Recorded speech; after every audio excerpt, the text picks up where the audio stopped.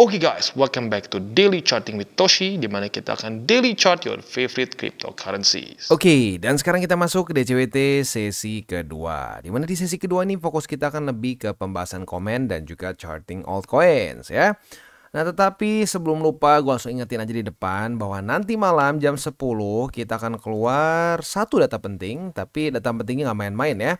Langsung dikasih bosnya, Jerome Powell ya. Dimana Jerome akan memberikan ya semacam speech atau ya lebih tepatnya sih di sini kan testify, berarti ya some kind of a testimony berarti ya. Jam 10 malam, jadi siap-siap buat lo yang punya posisi futures dekat-dekat jam 10, pertimbangkan untuk tutup posisi, terutama buat yang konservatif. Buat yang agresif, minimal pasang target bukan target, tapi minimal pasang SL. Begitu ya. Oke, next kita lihat dulu ke Bitcoin Dominance. Untuk Bitcoin Dominance pada hari ini lanjut lagi koreksi. Setelah berapa hari ini kuat banget, sekarang mulai ada pelemahan dan mulai retest ke 61 tapi 61,19 ya. Kita lihat apakah akan nahan atau tidak, karena terakhir kali di tanggal 9 Februari nahan ya.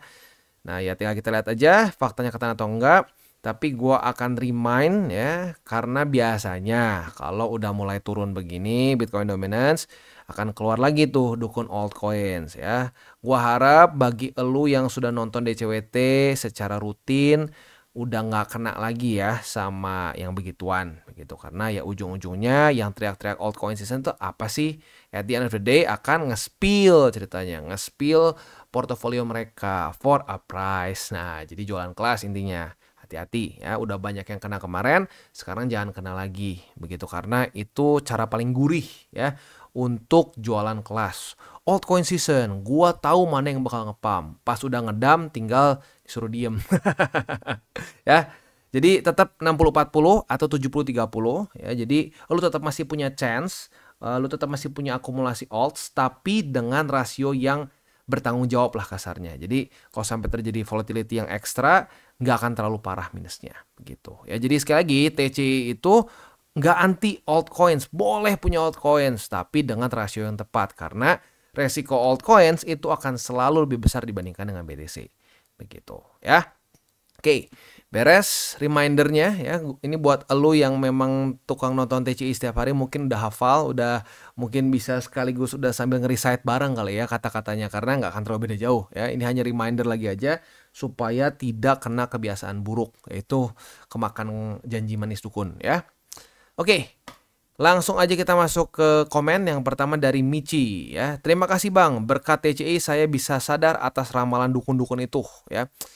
Nah ini jadi gini ya, buat yang mungkin ngerasa Bang udahlah nggak usah bahas terus dukun, gini sekarang tuh banyak sekali newbie ya, dan lo bisa lihat sendiri banyak yang terbantu, banyak yang jadi sadar, oh ciri-ciri dukun tuh seperti ini ya, jangan diikutin begitu. Jadi ya gua harap pengertiannya buat yang sudah lebih senior, yang sudah lebih biasa, udah anti dukun ya, banyak adik-adik kelas lah, adik-adik kelas yang masih belum biasa dengan para dukun-dukun itu. Makanya kita setiap hari akan ingatkan supaya tidak terjerumus gitu ya. Sekarang saya sudah menerapkan 70-30, 70%-nya BTC, 30%-nya altcoin kayak XRP. Lanjutkan terus Bang share ilmunya, mantap ya. Terus pertahankan konsistensinya begitu, walaupun kalau sampai terjadi koreksi lagi pun tetap disyukuri aja begitu, karena ya secara statistically speaking ini adalah tahun new all time high, dan di masa-masa itu ya kalau kita dikasih koreksi tuh biasanya ujung-ujungnya bikin ekstra senyum di akhir dari cycle begitu ya. Next dari coklat latte, cokolate ya, atau bukan coklat ya, soalnya double T ya. Ini jadi ya itulah ya, bukan cokolate lah kayaknya ya. $40 sebulan ya. $40 sebulan Bang. Saya bekas member sana soalnya. Pada rungkat member di dalam. Nggak ada tanggung jawab sama sekali. Malah kami di mute, dibungkam kalau protes. Ada yang di kick teman-teman juga, padahal udah bayar membership untuk setahun juga. Waduh ya, berarti kalau setahun $40 kayak 12 ya, nggak main-main ya. Ini masih sama nggak sih yang $40 terus 4.000 member?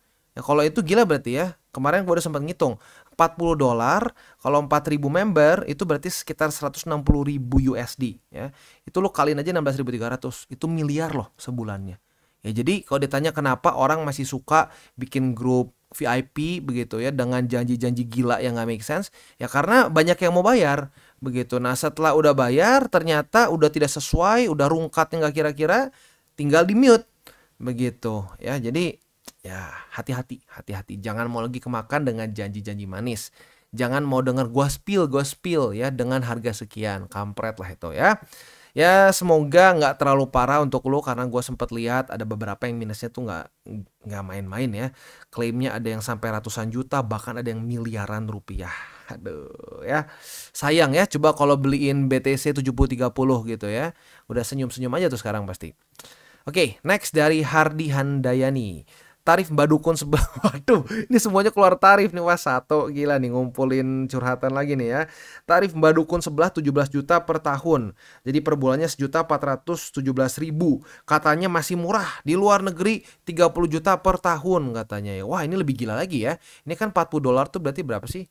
Sekarang ya nggak sampai sejuta ya.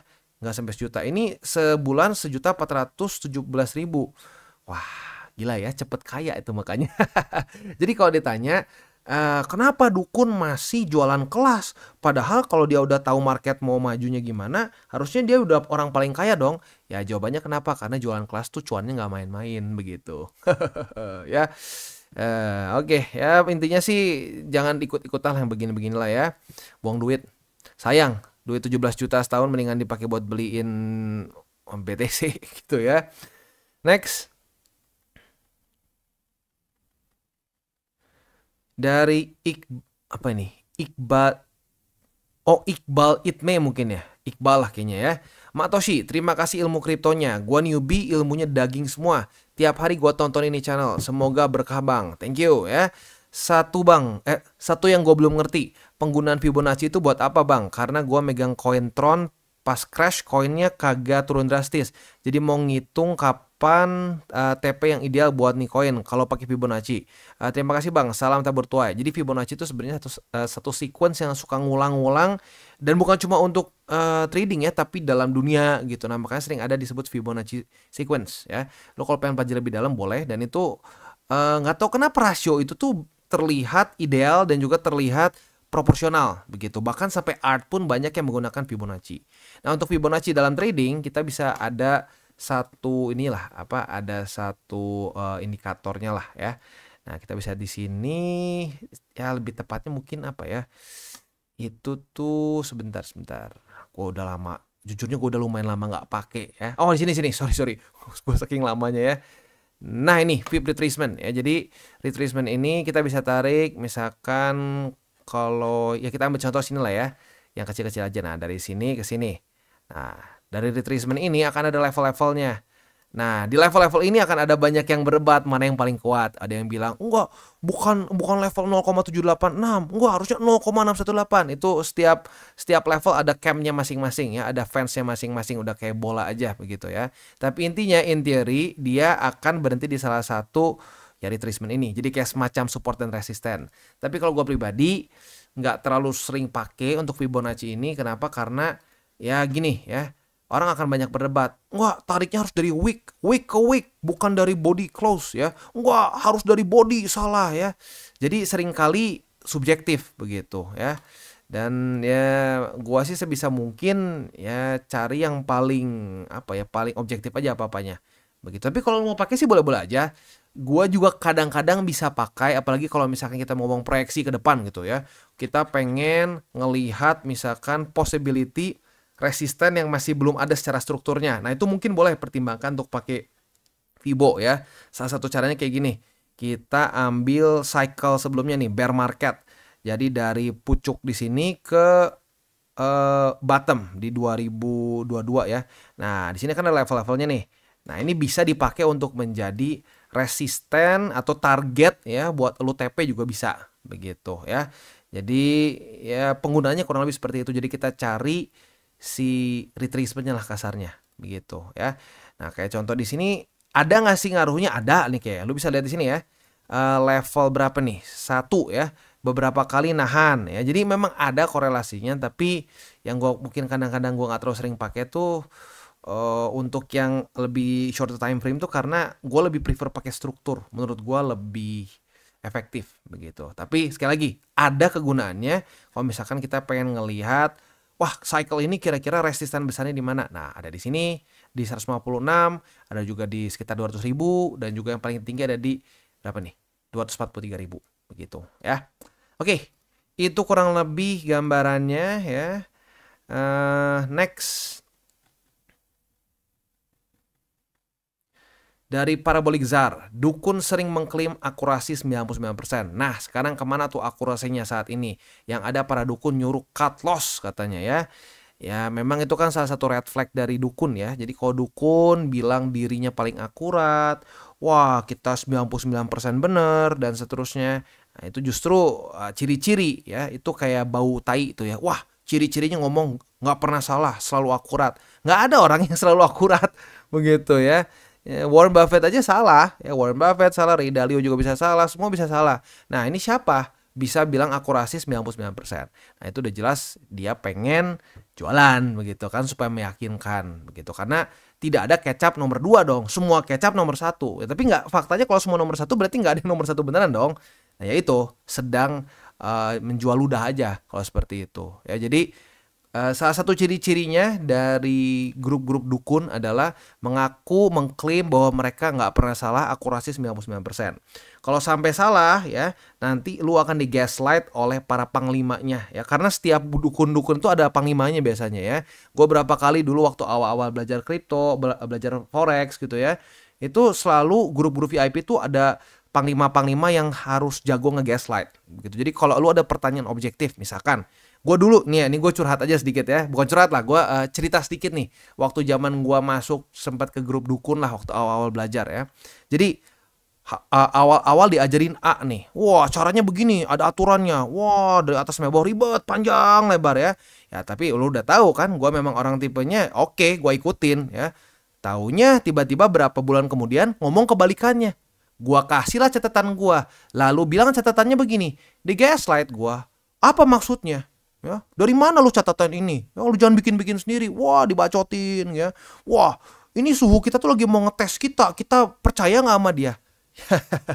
Memang seperti itu caranya ya. Jadi ya, moga-moga sih ya. Kan di sini gua udah sering cerita nih ya. Ciri-ciri dukun. Moga-moga lo semua pada nggak kena gitu ya. Next. Ini gimana baca nih? Kut, ya itulah ya. Si Kut aja deh gue sebutnya Kut ya. Bang Toshi mau nanya, kenapa patokan Bang Toshi untuk all season itu lebih ke balance sheet bukan QT? Oh, QT itu berurusan sama balance sheet. Jadi gini ya, QT itu adalah quantitative tightening ya. Nah, itu salah satu cara paling gampang untuk kita visualisasikannya ya. Ngomongin soal QT adalah balance sheet begitu ya. Nah, balance sheet ini ya. Balance sheet ini ada di sini ya. Ini gratis ya. Ini bukan apa namanya, bukan simbol yang berbayar atau apa enggak, ini gratis. Lo tinggal cari WALCL ya. Nah, ini ada balance sheet dari The Feds. Lo keluarin di sini. Nah, QT itu adalah masa-masa di mana balance sheet terus turun.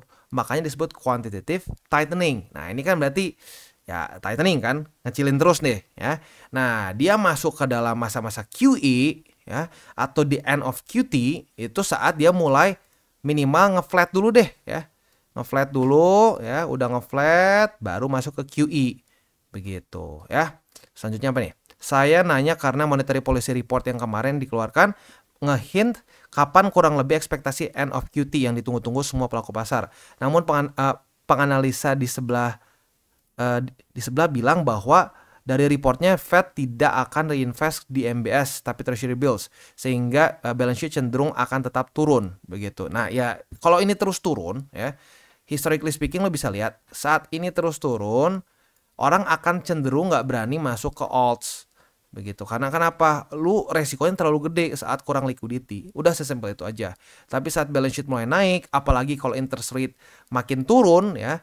Jadi kalau interest rate makin di bawah, lalu balance sheet makin naik ke atas, itu adalah tempat yang enak untuk alts berkembang begitu. Karena orang-orang akan melihat bahwa oke nih supply atau lebih tepatnya gini deh, M2 ya, money supply di US bertambah signifikan. Nah, mereka tahu bahwa kedepannya akan terjadi inflasi dan benar terjadi inflasi ya. Setelah 2021, 2022 kerasa banget inflasi di US ya. Nah, maka dari itu orang ingin mencoba cari gain sebanyak mungkin. begitu. Mereka berani mengambil resiko lebih besar karena mereka tahu kalau mereka cuma ngandelin ya kayak kasarnya kalau di Indonesia mungkin SBN begitu, kalau di US bonds gitu ya. Ya bondsnya bisa macam-macam, ada yang 10 tahun, ada yang setahun, ada yang sebulan, 2 bulan, macam-macam lah ya. Nah itu nggak akan bisa kemana-mana. Nah maka dari itu mereka mencoba untuk mengambil resiko lebih di aset yang lebih beresiko begitu. Nah itu alasannya kenapa altcoin subur saat balance sheet naik. Karena ini adalah QE ya. Ini tuh yang lu bilang tadi kan QT nih. Kalau QT tuh ini QT turun ya. Ini QT turun nih. Nah, QE itu kebalikannya, naik ke atas, quantitative easing. Begitu ya. Bagus nih, gue suka pertanyaan seperti ini. Berarti lu nggak cuma sekedar ditelan aja ya, lu mikir juga, oke, kenapa balance sheet bukan QT ya. Bagus ya. Nah, harusnya seperti ini. Kalau lu mau sukses di market tuh lu harus penasaran dengan cara kerja market. Jangan cuma kayak pokoknya gue pengen cuan, gue pengen untung besar, nggak peduli caranya ya. Bagus ya. Ini yang seperti ini tuh gue sangat anjurkan supaya lu semua punya mentalitas seperti ini bro atau sis dari inilah Coaster inilah ya. Oke, nice. Next dari Who Are You ya. Hari ini cuan luber dan bisa bagi sedikit untuk anak-anak panti. Wah mantap ya, keren. Tabur tuanya langsung di dunia nyata nih ya. Satu sisi fokus nabung BTC dan juga fokus trading alt untuk bantu orang yang membutuhkan. Semoga BTCD turun terus dan untuk Kokotos terima kasih banyak ilmu gratisnya. You're welcome ya. Mantap. Ini tabur tua yang wah benar-benar dilakukan langsung ya ke anak-anak panti. Keren ya.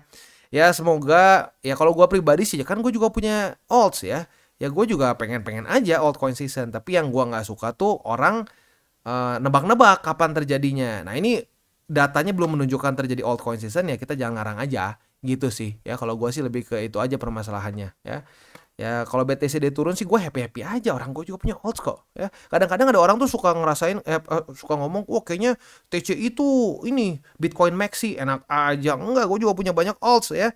Tapi gue realistis orangnya ya. Kalau memang BTCD-nya ya belum waktunya turun, datanya belum menunjukkan seperti itu, ya jangan ngebohong akan turun begitu, jangan ngebohong akan altcoin season begitu. Aduh, keselak sedikit, sorry. Oke ya. Next dari Robby Slowboy ya. Alhamdulillah Bang, Porto sudah 60-40. Mantap ya. On the way 70-30. Wah, lebih mantap lagi ya. Tapi jangan kebalik ya, 70%-nya BTC ya. TP pakai jalur tambah muat. Oh, tapi pakai jalur tambah muatan. Oke, sekarang Porto sudah bersih koin meme. Wah, bagus ya, udah tobat mungkin ya. Sebenarnya gini, punya dikit nggak masalah, tapi jangan sampai kegedean, apalagi semuanya meme ya. Sekarang tinggal mantau balance sheet untuk masuk. Lagi nungguin toh. Oke. Kapok masuk semua ke meme. Benar, kalau semuanya ya ancur-ancuran biasanya ya. Main di major, altcoin aja sekarang. Kalau udah TP, akumulasi BTC sampai target 70-30. Wah, mantap. Gue suka banget nih ya. Salah di awal tuh tidak masalah ya, itu semua orang pasti salah awalnya ya, tidak ada orang yang masuk ke market langsung bener gitu, enggak, pasti ada salahnya dulu, tapi yang penting mau pelan-pelan belajar dan diubah ke yang lebih tepat begitu ya. Mantap. Next dari apa lagi nih bacanya gimana nih, KK Kamnes lah ya. Capek mak yang ngeluh minus di meme banyak, disuruh banyakin BTC nggak mau, lama jadi sultannya katanya, beberapa kali ngasih saran tapi jawabannya gitu, ya udahlah. Bener nih, mungkin prinsipnya naga-naga atau cacing-cacing ya, tapi percaya atau enggak ya, orang yang punya mindset seperti ini banyaknya jadi cacing, serius karena sekali jadi naganya nanti digerogotin lagi sama cacing-cacing yang lain. Tapi bener sih dipikir-pikirnya, gue mikir juga kenapa dukun tuh masih sangat masih sangat subur di Indonesia. Karena ya ini kebanyakan orang yang nggak mau jadi sultannya lama, pengennya cepat begitu. Tapi ironisnya market itu sangat benci sama orang yang pengen instan begitu. Orang tuh market tuh nggak tahu kenapa kayak punya dendam kusumat kali ya, kesumat kali ya, dendam kesumat ya, sama orang-orang yang pengen cepet kaya.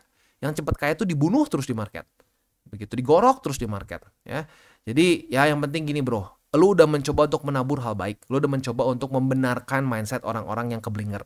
Tapi kalau mereka tetap pengen keblinger ya udah, lu nggak bisa paksa juga. Yang penting lu udah punya niat baik untuk mencoba untuk mengubah. Sama kayak gue juga kadang-kadang suka gitu, aduh ini kenapa sih orang udah dikasih tahu masih aja ya ngeyel terus, tapi setiap rugi sekarang curhat-curhat gitu ya.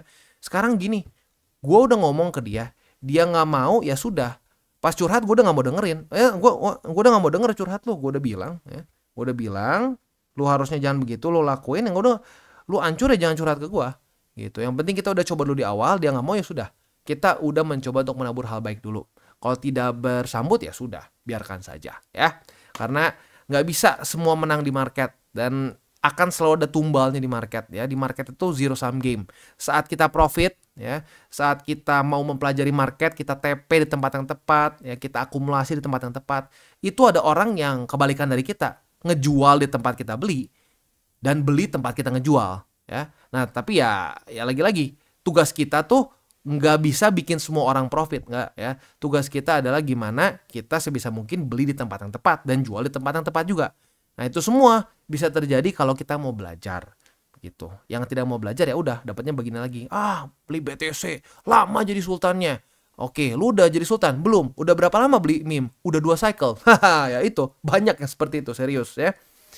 Next dari Ndolits ya. Bang, aku nggak mau jadi korban dukun. Aku kalau beli altcoin, aku cari 200 top dunia yang sudah minus 90%. Jadi, misal minus nggak terlalu dalam. Dan tidak lupa BTC 60% sesuai arahan Abang Toshi. Sebenarnya gini sih ya. Lebih penting lagi sebenarnya kalau bisa dibilang tuh instead of minusnya berapa, lebih baik lo cari yang market cap-nya nggak terlalu kecil. Begitu, karena ada loh ya, di cycle kemarin juga banyak tuh orang yang punya mindset mirip-mirip, cuman dia nggak 90% sih, dibilang tunggu sampai minus 50 baru gua beli ya. Udahnya gimana hasilnya? Tambah minus, hancur katanya, rakpul. Nah, itu hati-hati. Jadi top 200 tuh masih banyak yang ampas juga menurut gua. Jadi menurut gua lu coba cari yang paling penting kalau alts ya, cari yang ada utility-nya. Begitu, cari yang ada utility-nya, dan cenderung lebih aman tuh kalau dia layer 1 seperti misalkan ETH, Solana, Cardano begitu, karena dia bisa ada project-project lagi di dalam network dia gitu kasarnya. Nah, itu bisa membantu network dia lebih berharga begitu. Nah, tapi kalau misalkan lo kebanyakan cari yang memes, yang aneh-aneh, walaupun udah minus gede pun masih bisa bener-bener tambah parah lagi. Begitu. Tapi sebenarnya kalau minus 90 ya lu mau coba-coba ya mau ngomong aja sih. Karena kalau 90 kan jelek-jeleknya lu drop berapa lagi sih gitu. Ya, tapi tetap sih kalau gua sih patokan gua tetap utility dan juga market cap kalau untuk alts ya. Next dari ini namanya unik-unik ya. Ini apa nih? BRMNYR ya. Kalau ada dukun yang bisa ngomong bisa 1000x, jangan percaya. Jika ada orang tahu kapan naik atau kapan turun secara tepat, pasti dia akan kaya sendiri. Berpikir logis ya. Bener ya. Kalau dukun bilang pasti begini gitu nggak mungkin salah, gua nggak pernah salah gitu ya.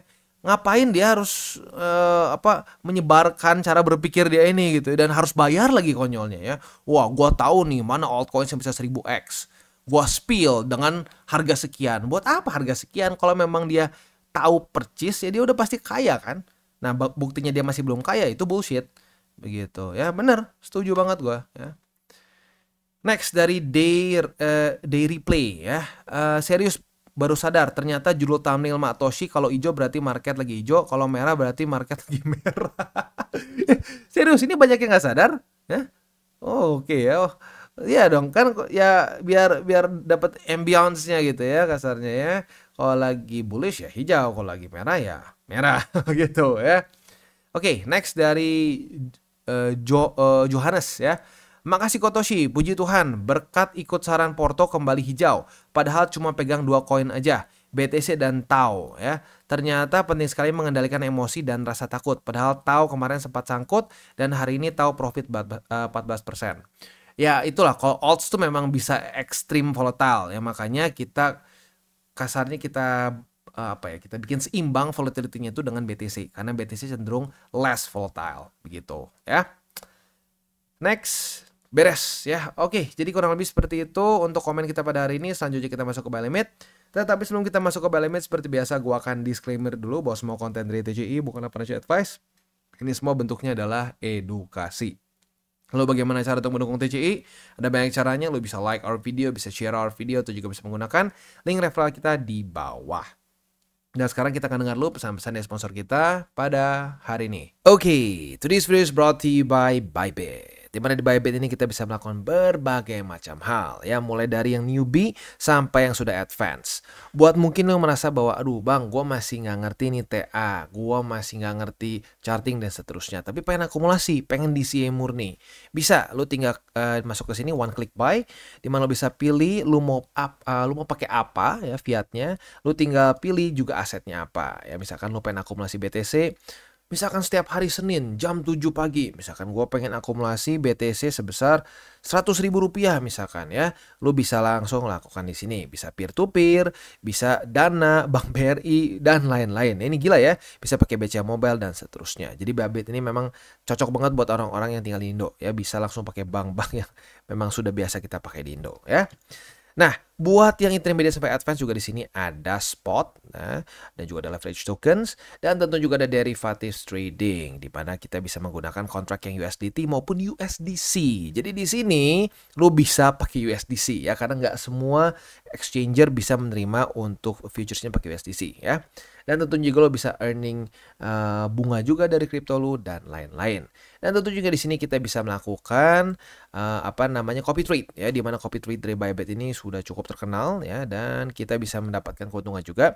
First copy trade kita bisa ada protection 100 USDT loss coverage ya, dan seterusnya ya. Jadi buat lo yang tertarik bisa silakan pakai, klik di link referral kita di bawah. Dan kita masuk ke XRP. Untuk XRP posisi short kita udah profit sebenarnya ya, buat lo yang buka ya, buat lo yang konservatif ya. Buat lo yang konservatif udah profit berapa persen nih ya? Coba kita cek. Sebentar, toolnya mana? Ini dia ya. Kemarin kan di sini nih target TP konservatif ya. Jadi buat lo yang buka di sini kena target TP di angka 2,34, profit 4,12%. Not bad ya. Nah, buat yang agresif sayangnya belum kena nih di angka 2,27. Ya kita lihat deh ya, kita lihat apakah hari ini daily close-nya di atas dari 2,44 atau enggak. Kalau di atas berarti cut loss. Ya, jadi ini sekarang juga reminder. Yang konservatif itu memang benar, mungkin secara persentase profit bisa cenderung lebih kecil dibandingkan yang agresif. Tapi yang agresif juga lebih sering kali cut loss. Gitu. Jadi ini bukan masalah mana yang lebih profit, tapi risk profile lo seperti apa gitu ya. Oke, posisi spot di angka 2,27 lalu di angka 2,09 ya. Next kita masuk ke Cardano. Untuk Cardano dia baru ngepump dengan lumayan gila nih hari ini ya, 14%. Katanya desas-desusnya ya itu mau ada ETF Cardano. Make sense gak? Ya sebenarnya make sense. Kenapa? Karena si Trump kan udah berapa kali bahkan mau ngebuat semua project crypto yang dibuat di US itu tax free ya. Untuk yang investasi di dalamnya tuh nggak kena tax ya. Nah ini kalau mau jadi ETF ya sebenarnya make sense aja sih ya. Ya kita lihat deh ya, kita lihat nanti saat sudah benar-benar diketok palunya gimana ya. Kalau sampai benar-benar jadi ya mungkin bisa menjadi suatu hal yang bagus juga lah untuk Cardano in general ya. Ya tapi sayangnya ya kita belum ada sempat beli lagi di bawah sini sih ya. Jadi ya sudahlah ya. Oke, posisi spot EMA 200 lalu di 0,55. Next BNB.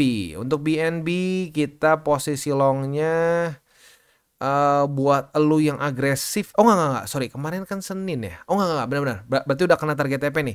Retest 1, retest 2 di EMA 200, kebuka posisi long dan target TP di EMA 20. Wah, ini lumayan nih profitnya ya.